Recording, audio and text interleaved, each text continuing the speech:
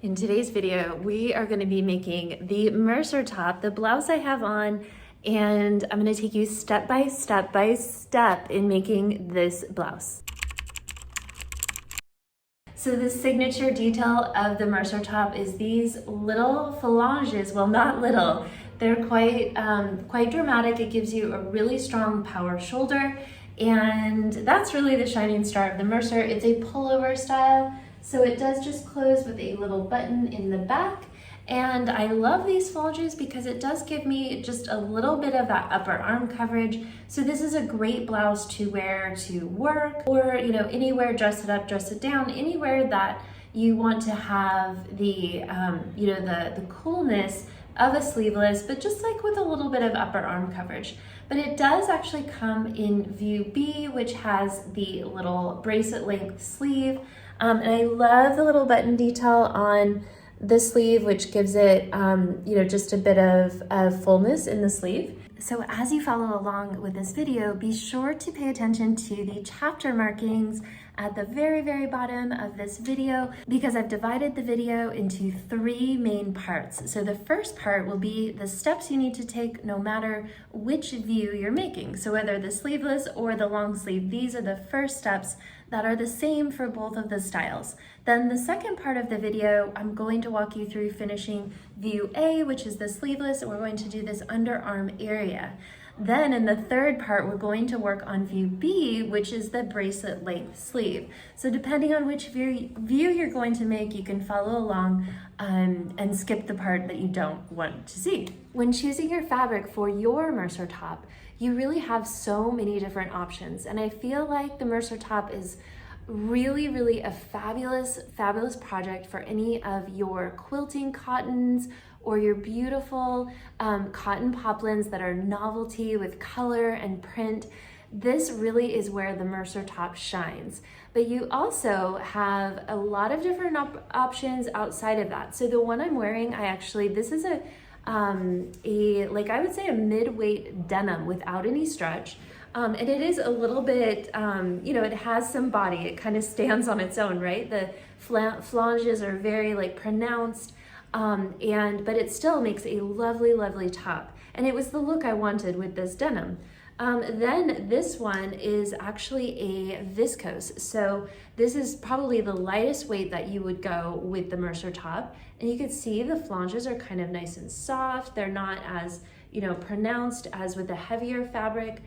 So this just overall kind of gives you a softer look. And again, this makes really great to wear to work or under jackets or layering. So anywhere from your lightweight viscose chalets in some of these beautiful prints, all the way to cotton lawn, cotton poplin, cotton sateen, even your quilting cottons, all the way up to your chambray, your shirtings, and even all the way to denim. So if you haven't already downloaded your Mercer top PDF pattern, you can do so in the link below.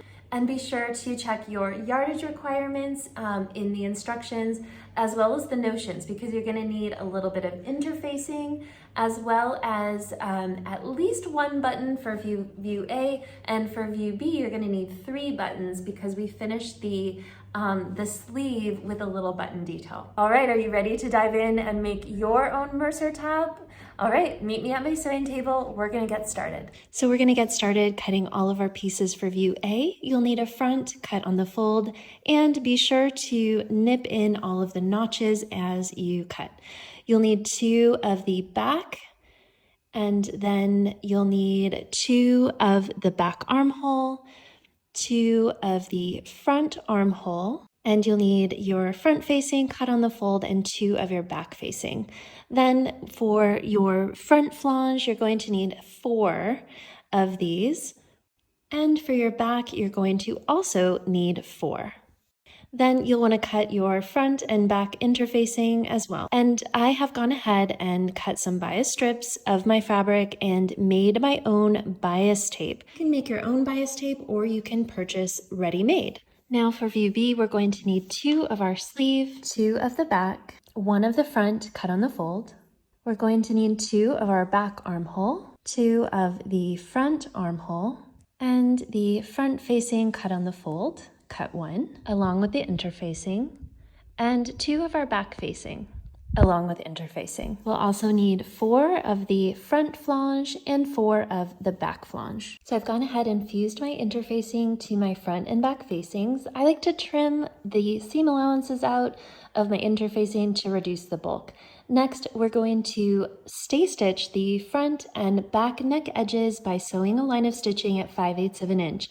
This will stabilize our neck seams and prevent it from stretching out.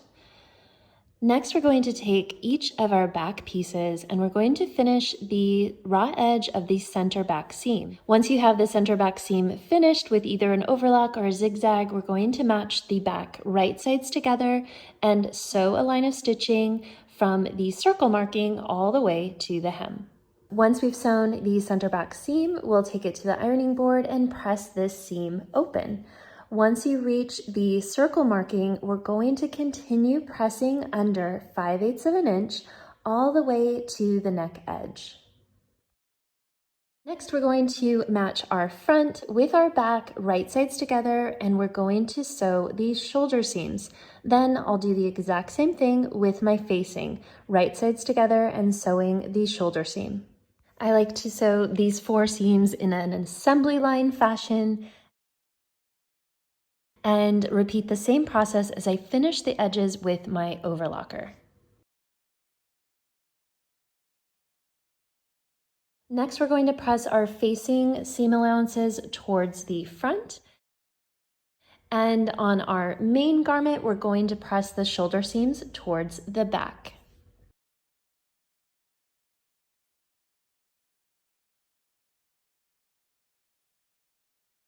Next, we're going to finish the outer edges of our facing with either a zigzag or an overlock. Next, we're going to create the button loop for the back closure using a very small piece of bias tape. You can also use elastic trim.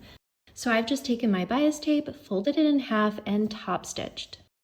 Next, we are going to open out one of the edges of our back, center back, and according to the size of our button, we are going to create that little loop and place it right under our stay stitching line so that it is right at the corner there, and placing it 5/8 of an inch in from center back. You can pin this and then I'm going to take it to my machine and just baste it in place. You can also baste it in place using just a couple of hand stitches.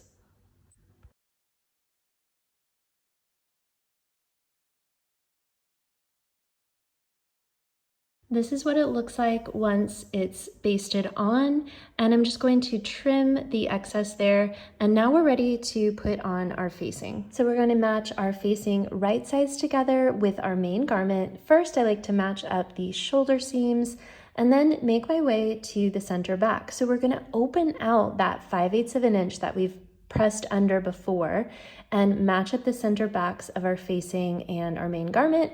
And then once we have everything pinned in place, we're going to take this to the machine and sew all the way from the center back all the way around the front to the other center back. So as I start sewing my facing, I'll do a back stitch, and then as I get to each of the center back corners, I'm going to stop my machine with the needle down, make a pivot, and make sure that I'm lining up that next seam allowance at 5/8 of an inch and pivot, and then I can continue sewing my facing.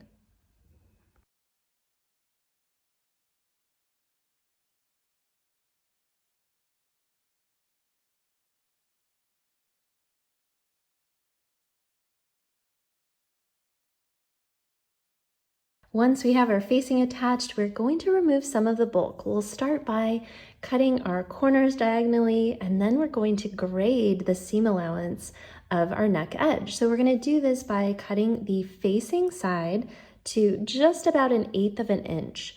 And then we're going to cut the garment side of our seam allowance just to about 1/4 of an inch or so.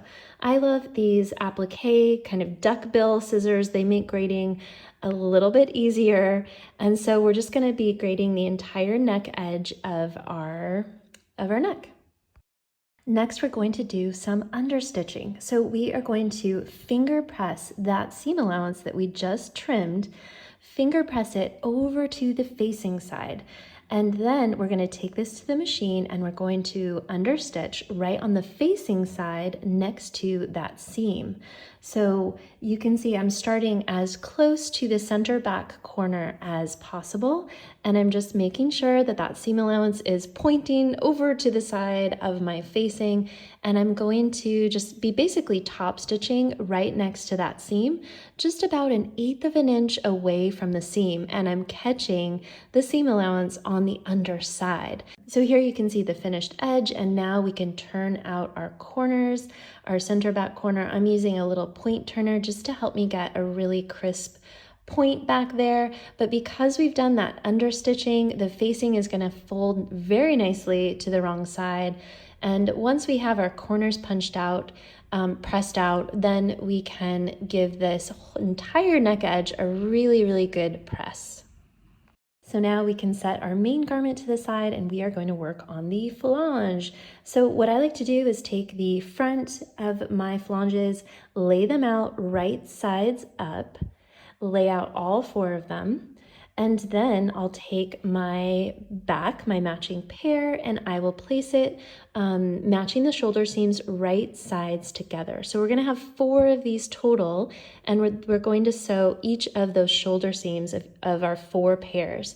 Once we sew those seams, I'm going to just press those seams open, and then we're going to just trim that seam allowance down to about 1/4 of an inch on each of the 4 flanges. Next, we're going to match our flange right sides together, matching up those shoulder seams, and then we are going to be sewing the inner curve of this flange. So take extra special attention that you're sewing the right side of the flange, the inner curve there. Once you've sewn that seam, we're going to take our flange pieces to the ironing board and press this seam open as best as possible. It's a little awkward because it is a curve, but you want to press that seam open as best as possible. Once we have it pressed open, we're going to take it and trim that seam allowance down to just about 1/4 of an inch. Then we're going to fold each of our flanges wrong sides together and take this back to the ironing board and give it a really good press right along that seam line. Once we have it all pressed nicely, we're just going to baste the outer curve edge. So once we have the outer curve edge basted, then I just like to double check which side is the front flange and which is the back. And we are then going to place these right sides together with our main garment. I like to first start by matching up the shoulder seams and then make my way around the flange, matching up the notches. So the notches on the flange match with the notches on the body, and that's exactly how I'm matching up the flange. There is going to be just a little bit of ease that we'll need to do once we sew this on. So using the notches to match it up gives you the perfect fit for the flange. So I am going to continue matching up both sides of my flange. And then once we have everything pinned in place, we are going to be sewing this along each side of the flange.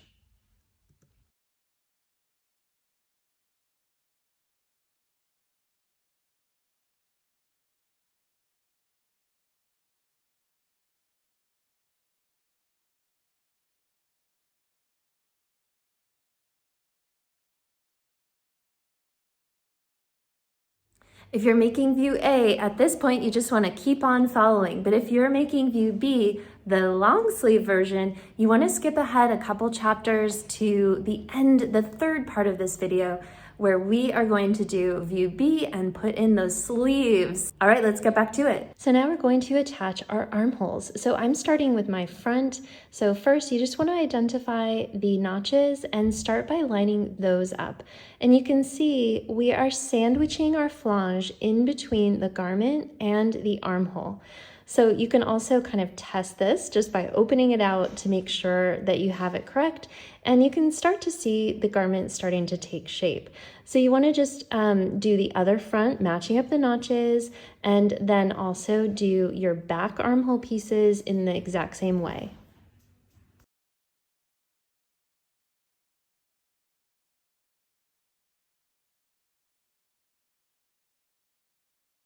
Now we're going to head to our machine and sew this armhole to our garment at 5/8 of an inch. So we're just literally following right over the seam that we've already sewn when we attached our flange to the garment. So we're just almost like re-sewing this, but we are now attaching the armhole. So you'll go around and do this for each of the 4 sides that we are attaching the armholes to.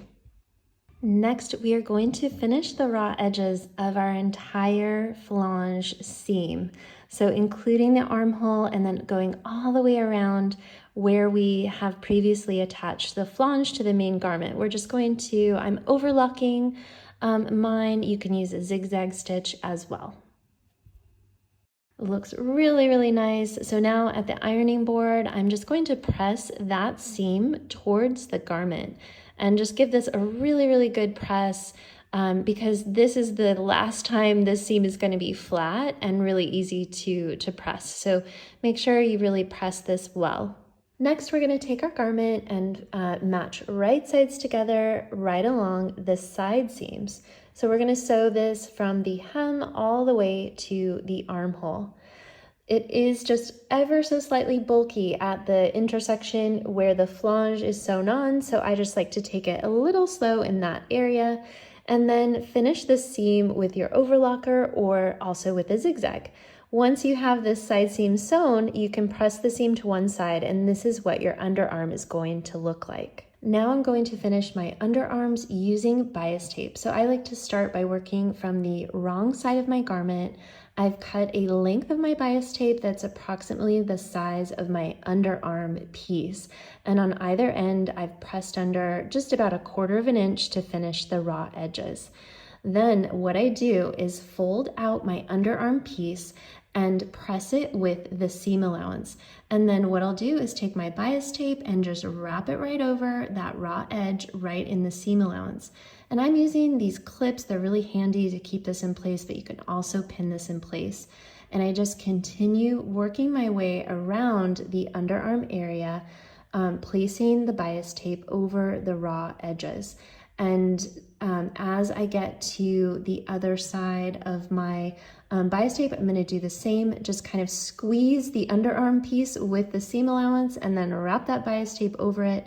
You can bias tape the entire armhole if you'd like, but I'm just stopping here, just really just doing that underarm seam. And this is what it's going to look like. We're going to just take this to the machine and top stitch this bias tape right on.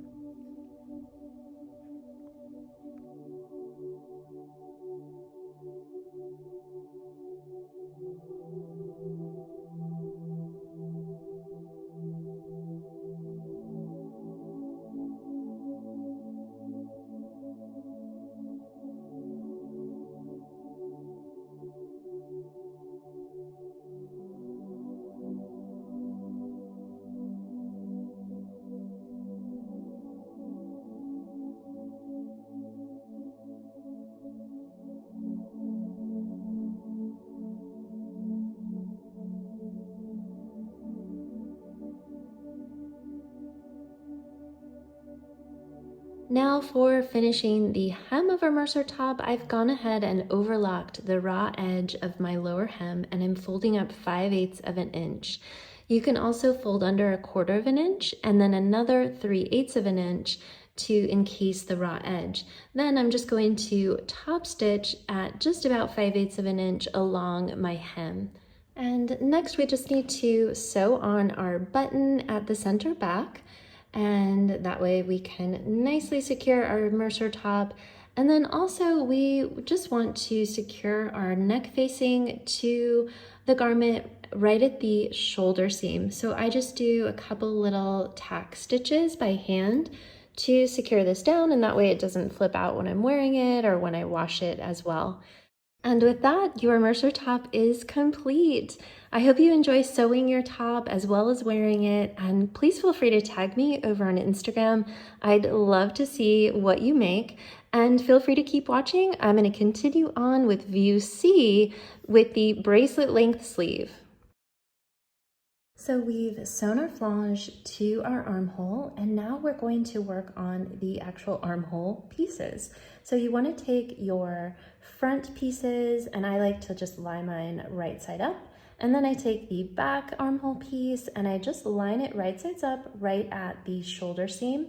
And we are going to sew this shoulder seam as well as finish it with either your overlocker or a zigzag stitch.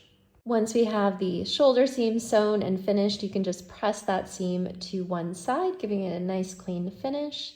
And then we're going to open out our main garment piece. And essentially what we're going to be doing is sandwiching the flange in between our garment and the underarm armhole piece. So I've laid out my garment with the front facing up, and I've just folded back the flange so I can see the seam I sewed. And then I'm looking for the notches along my garment as well as along this armhole piece.